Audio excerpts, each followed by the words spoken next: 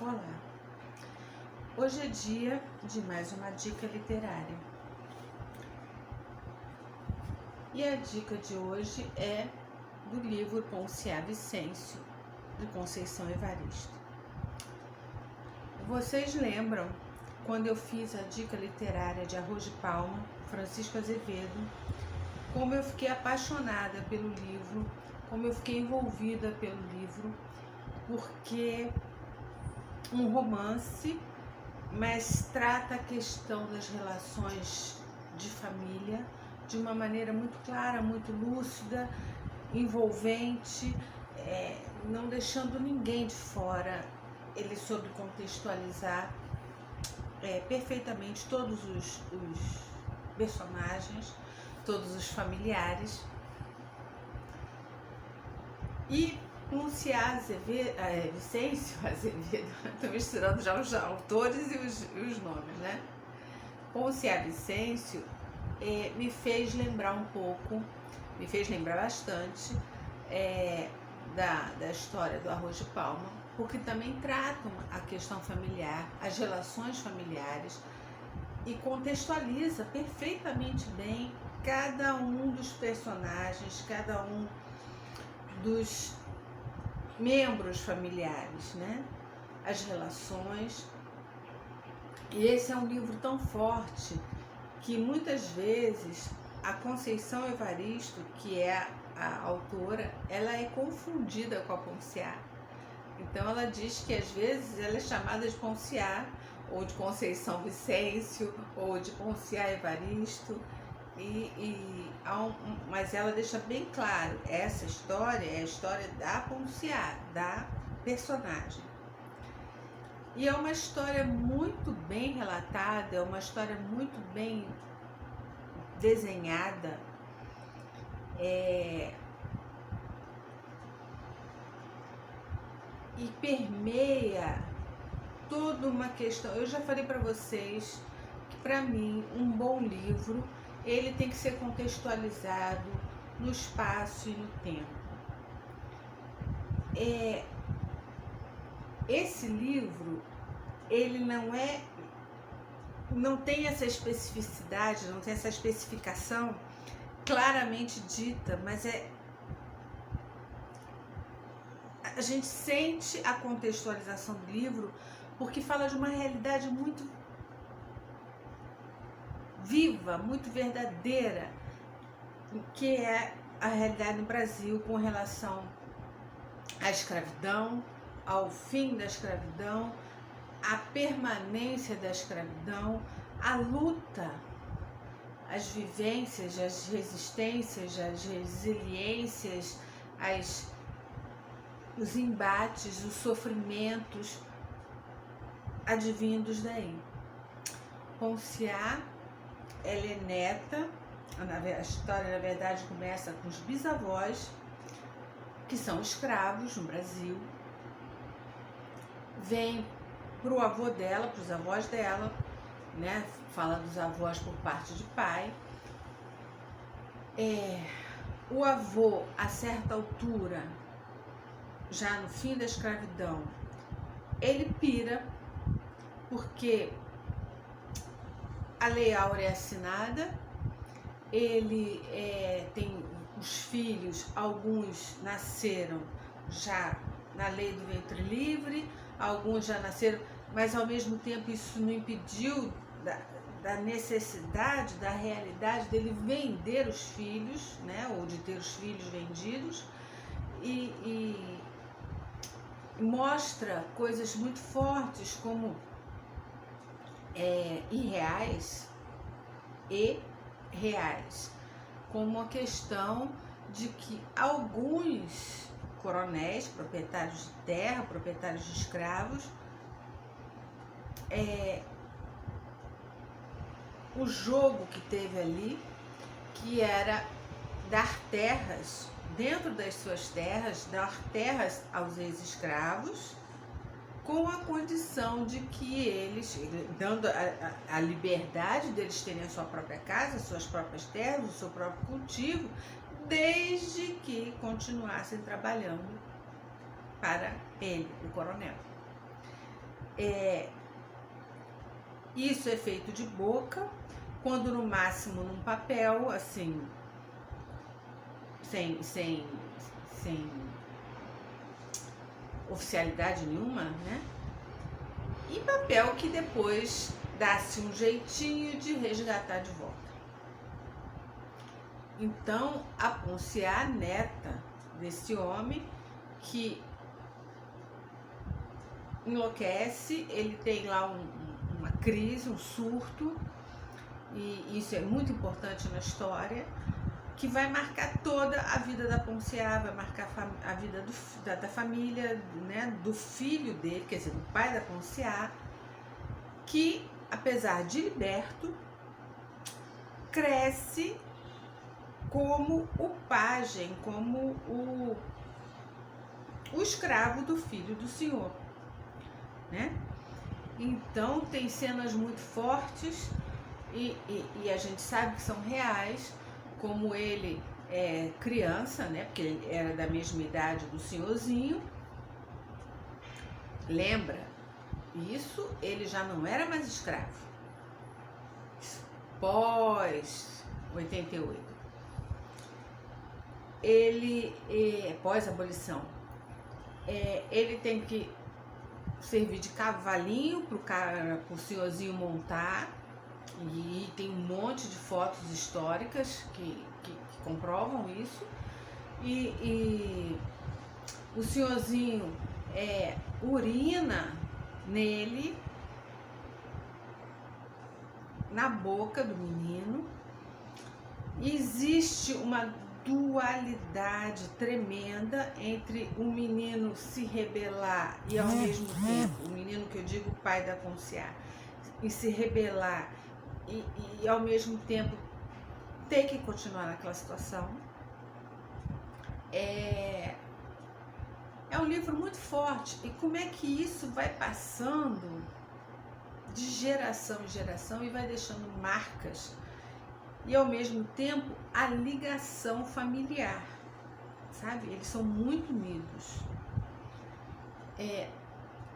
Tem muitos detalhes, a história é muito bem construída, a narração, as ênfases, os detalhes que parecem que não têm assim a mínima importância, mas que lá na frente você vai entender. A cadência da leitura, eu sempre falo isso, né? Eu acho que muito legal, eu acho muito importante que o livro seja lido em voz alta para que haja uma cadência. Principalmente hoje, que as pessoas não têm o hábito de ler. E quando leem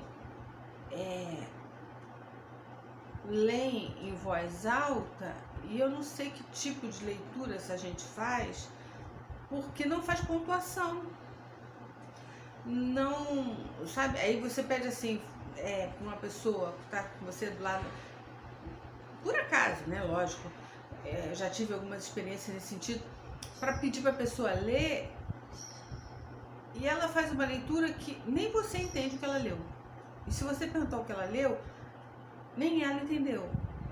Sabe? A importância da pontuação, e eu volto a enfatizar, a acentuação, o diferencial é importantíssima para verbo com acento, para preposição sem acento, e isso é outro assunto, mas isso ajuda na leitura, facilita o entendimento da leitura.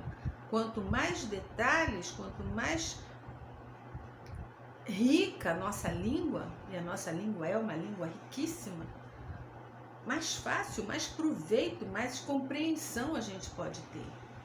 E aí, aproveitando já esse paralelo, eu vou fazer esse parêntese, eu vou fazer um outro parêntese, né? Esse cara que está no Planalto disse que os livros têm muitas letras.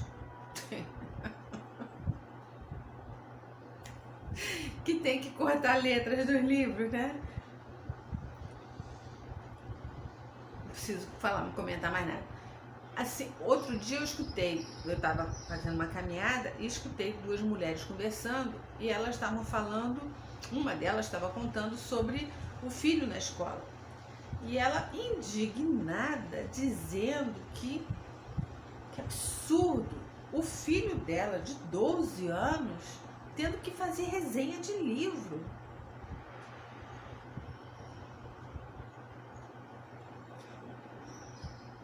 Mas se você for perguntar sobre a sexualidade do filho dela, ela vai dizer que com 12 anos ele é livre para transar.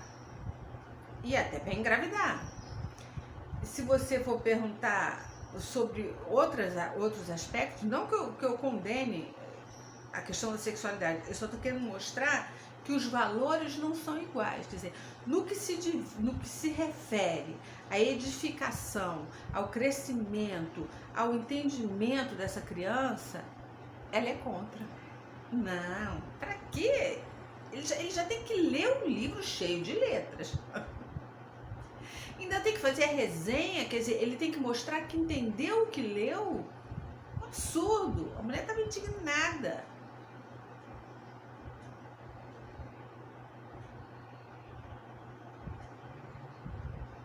Entenderam meus comentários? Pois é. Voltando a Ponciá. É um livro riquíssimo, mostra a questão da família, como Arroz de Palma, me lembrou muito Arroz de Palma, embora sejam famílias e vivências completamente diferentes nos dois romances, né? Mas mostra a importância da família, a interligação, como em determinado momento eles se separam, mas sempre com aquela sensação de que nós vamos nos reencontrar, nós vamos, sabe? Nós temos um elo, nós somos um, nós estamos juntos. E as vivências, as experiências dela quando sai lá das terras da fazenda, que eram muito bem separadas, né? E até a questão geográfica, então vamos dizer assim, a rodovia, o lugar onde passam os ônibus, o lugar onde vai a cidadezinha, onde vai ter a ferrovia, tem um caminho até chegar à terra dos brancos, até chegar à terra dos negros. É muito longe.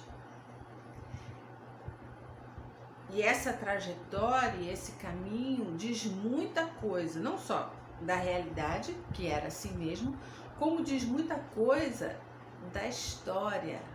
Não da história romance, mas da história, da nossa história.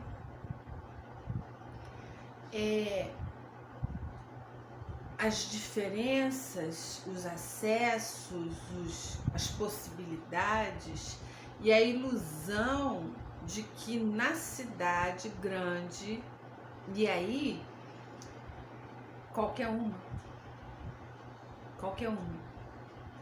Então, não houve necessidade dela localizar a cidade de Minas, a cidade de São Paulo, a cidade do Rio. Não, qualquer uma.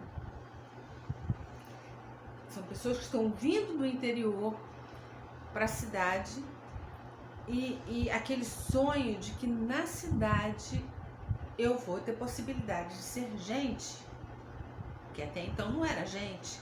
Ainda, apesar da abolição da escravatura, da escravidão, ainda eram desumanizados, ainda eram coisificados, ainda marginalizados. Então, o irmão dela, por exemplo, embora a história seja da Ponciá, é a personagem principal, o irmão dela, quando chega na cidade, que a primeira pessoa que ele vê é um soldado negro. E aquilo enche o coração e a mente dele de expectativas. Ele diz: na cidade, um negro pode mandar. Eu quero essa posição de mando. Eu quero ser um soldado. Eu quero mandar. E aí vem as referências do que é mandar. Então eu quero mandar prender, bater, eu quero ter essa autoridade. O que eu disser vai ter que ser feito. Porque é a referência que ele tem. E que é a referência que ele vai encontrar na cidade. E é a referência que ele vai ver que o soldado negro, ele manda. Mas ele manda repetindo aquilo que mandaram ele fazer. Ele é só um intermediário. Ele não tem poder de mando que ele imaginava, né? O irmão dela imaginava. Então é um livro, é um romance, trata a questão familiar, mas trata muito a questão social, a questão histórica, as prevalências, as permanências da escravidão,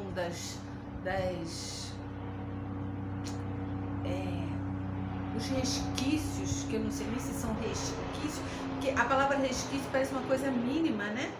Eu não sei se é tão mínimo assim, que o sofrimento é muito grande e é uma realidade muito forte, que permanece aí até hoje. A Ponciá chega na cidade e ela vai ser doméstica e vai aprender um monte de coisa que ela não sabia, né? Tem até uma situação engraçada que a patroa pede para ela ir buscar o penuar e ela traz a saboneteira. Quer dizer, é um outro mundo, é um outro universo. Ela vai ter que aprender toda uma significação. E de repente ela se torna uma pessoa, ela que era uma mulher ativa, uma mulher batalhadora, uma mulher sem medo, destemida, e tanto que ela vem para uma cidade, para uma capital, novinha, sem nenhuma perspectiva. Ela bota a mochila e eu vou fazer minha vida, eu vou viver. De repente ela se torna uma pessoa apática, desligada, uma pessoa para quem o futuro, os sonhos não existem mais, uma pessoa que vive o presente na perspectiva, na realidade de lembrar, só viver do passado. Então ela vai se enclausurando naquele passado e vai ficando ali cada vez mais apática, mais apática, mais apática, até que um dia tudo muda, né? É um livro muito gostoso de ler, é uma leitura para ser feita assim na carreira, de uma vez só. Eu não consegui fazer na carreira, porque, como eu falei para vocês, com essa questão da pandemia, eu tenho feito leituras compartilhadas com a minha mãe, e para ler em voz alta e direitinho, assim, sem interrupção de barulhos outros, né? Obra, como agora, por exemplo, que teve uma interrupção, né? Uma ligação que entrou aqui, quebrou o filme. Então gravar no WhatsApp para minha mãe, com essas interrupções e tal, não deu para ler o livro na carreira, porque a leitura é uma leitura que prende, é uma leitura gostosa, a história é envolvente, verossímil, tão verossímil que real.